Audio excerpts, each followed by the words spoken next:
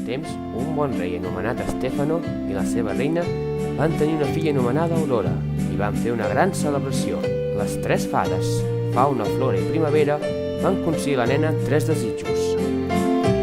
Però les forces del mal, la malvada bruixa malèfica que no havia sigut convidada, va llançar un malefici a la princesa, de que quan fes 18 anys, el dia del seu aniversari, es punxaria el dit i moriria al tocar la punta d'una roda de filar.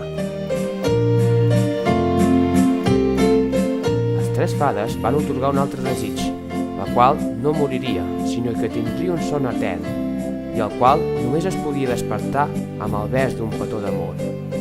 Els reis van entregar i otorgar a les fades la seva filla i la van ocultar i amagar durant 18 anys.